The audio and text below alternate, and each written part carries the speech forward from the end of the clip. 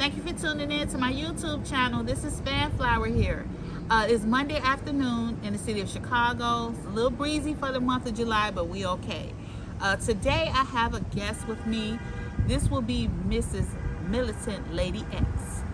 And she's going to be talking with us. We're going to have I would say a little not a round table, but an absolute discussion on things that's going on in the community that we need to know.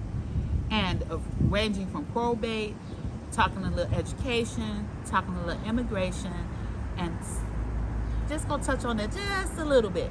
And so we want to make sure that the guests know that sometimes when I'm doing these videos, the persons may not be on camera for various reasons.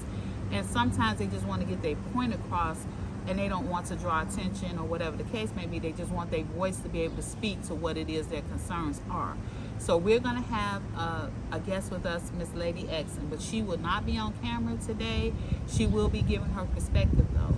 So we want to introduce her to the audience so that she can, tell us a little bit about herself, and we'll get to the interview. Okay, Miss Lady X. Well, hello, Miss Fanflower. Good to be on your platform. Yay. And I'm here to discuss whatever it is that you want to discuss. Well, thank you. Firstly, I would like to start off by talking about, I know that you and I had some conversations, and this is a very important issue to the Black community, talking about the probate situation that goes on with properties and different things like that. So if you could give us a little generalization of what you feel is going on in regards to probate, and then we can, have a little discussion from there. Well, the issue that's going on with probate is an issue that I'm finding out that's going on nationwide as it pertains to the heir property that Black people have that bequeathed from previous generations, and apparently it's going on all over the country, where when a person passes on, whether they left a will, like in my instance where my mother left a complete will, her estate was completely paid for, she didn't owe any delinquent taxes, she wasn't caught up in her property with any state situation, not any of those things. It's completely by way of the issues that are going on nationwide with heir property, and that being in the probate proceedings, how the hired estate attorneys, with the help of the court, will in fact run up charges on an estate that at the end the court will attempt to force the family to sell the property in order to pay the attorney fees.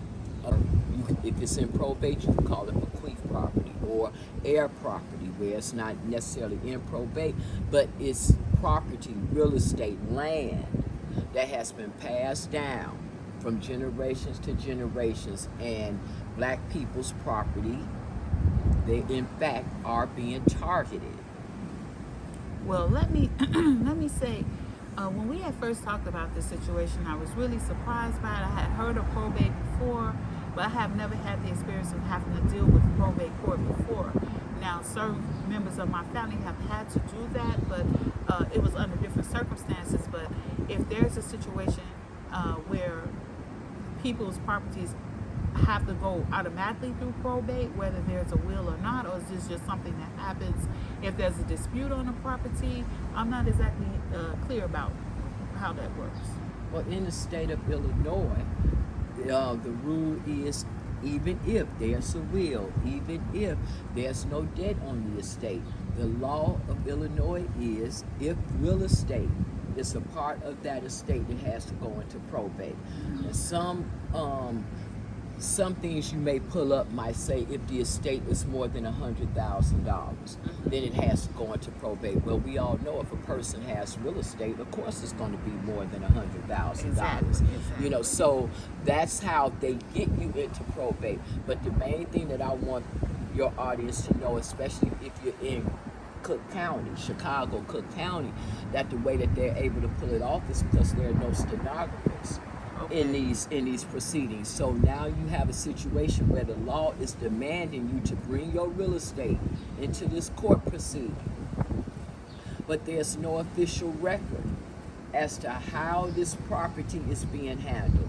What are the conversations between the court, the higher state attorney, the heirs, the family? What is that discussion that can ultimately end up where that family could not hold on to that property? Now, in those instances where the estate has some debt on it, let's say somebody owes, the decedent owes some credit cards or something like that, that's the pathway how they can kind of manipulate the situation. If you got siblings that are arguing about it, nobody wants to pick up the tab for something as minuscule as $3,000 that maybe a decedent owed. So then that attorney will exploit that. So let me just say, at first when I had first introduced you, I was saying that we were going to get into other topics, but I think that we need to stay right here on this topic of probate, because there are a lot of black people in communities across the country that have property. That is your legacy. That is the money that you're gonna, that your family has left to you from their hard work. And there is a way to build wealth inside of a family. It's through real estate. So we definitely need to pay attention to that.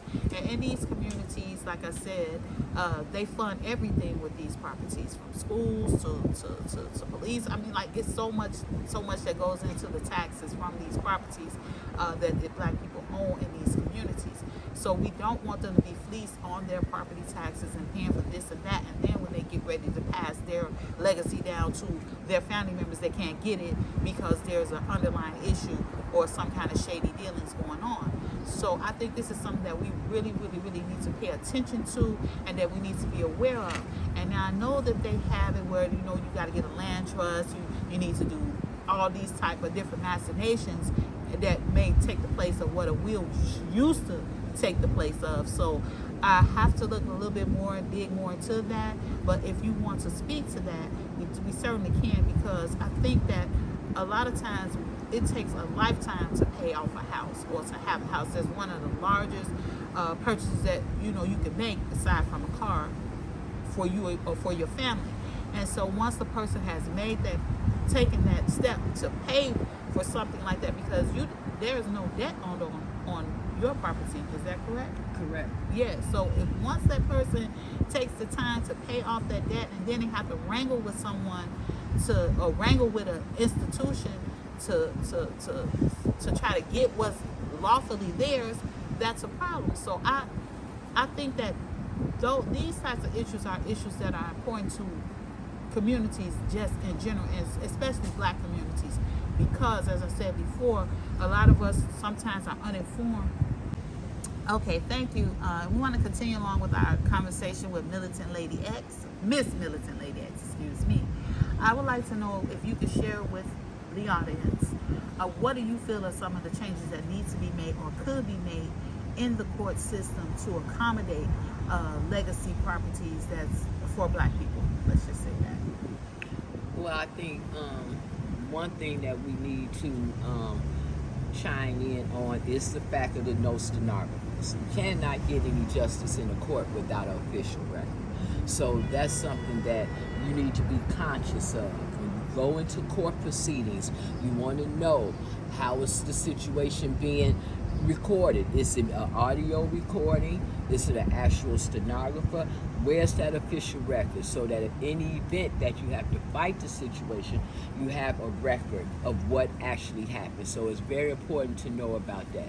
The other thing that I would say is, ideally you would want your siblings and the heirs, the family members to get along, ideally, but we all know that that's not what happens a lot of times. So it's very important for whoever is in charge, whoever is the appointed executor, whoever is the person that's nominated from the family to be the independent administrator, it's very important that they stay within what that will says. If they adhere to the will, then things can go regardless how the siblings or family members feel about each other.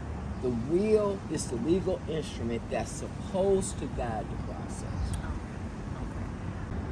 Okay. Firstly, I'd like to say, Miss Militant Lady X, that you did an excellent job of expressing the concerns that you have, and things that Black people need to pay attention to, and just people across the country.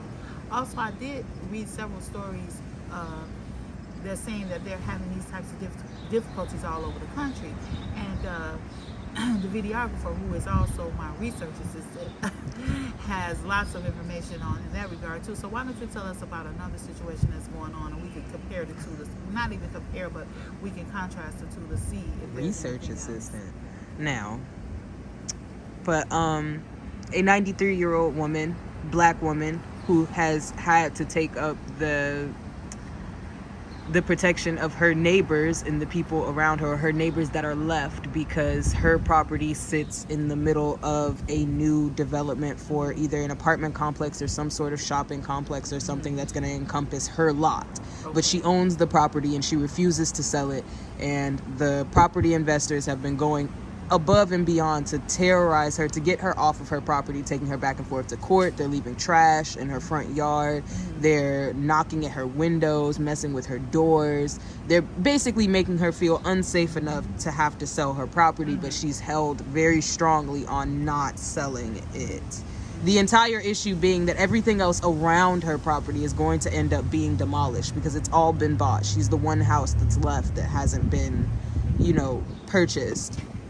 So there was very recently like a big news article about it, because I guess her family reached out to like the local newspapers or something like that to like let people know what was going on. Okay. And it tends to happen a lot to older folks who like end up owing like a little bit of money. For you could owe, like, I think there was this one instance, I forgot, she owed like a couple of $100s, but with the court fees and the taxes and stuff added on top of that, they found it enough to be like, well, we're just gonna seize the property because you owe too much money on it, and didn't actually get the opportunity to pay the original balance that she owed, which was only a couple of $100s. Really?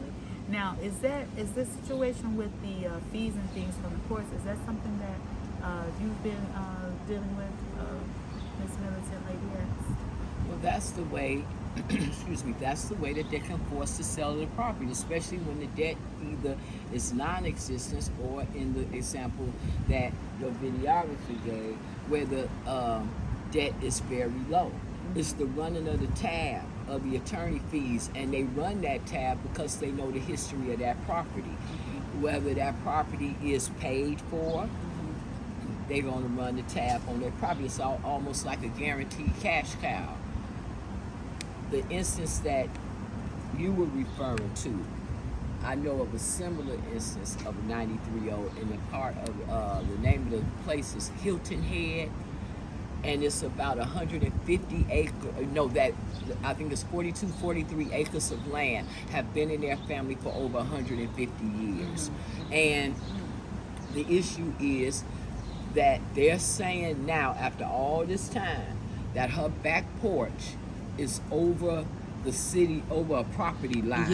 She already had to remove portions of her property, as and according to her the state. satellite dish was over this property line, right? And so she got her. It's the activist. And I think that's the same woman. It might be who's the same who's one. She's fighting with those 93. property investors, who's trying to get right. So this is because she's like right off the road, and they're saying like the road that leads to her house, they want to cut it off to use for the property, and it's been in front of her house. Back porch. And they removed her porch. Right, and a satellite dish. So the interesting part is that family that you talked about, that did the press conference, hired a private investigator.